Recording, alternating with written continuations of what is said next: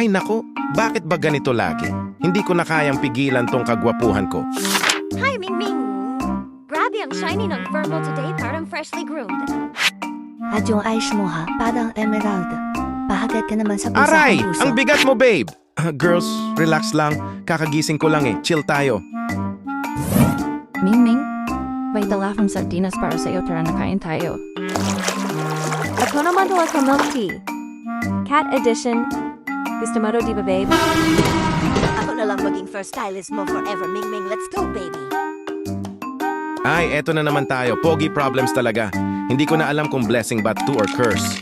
Mga te! Hindi lahat ng gwapo libre. May feelings din ako. Feelings? Pwede ba kaming maging official kami ang relationship mo? Ayoko ng haram, please. Isa lang sapat na.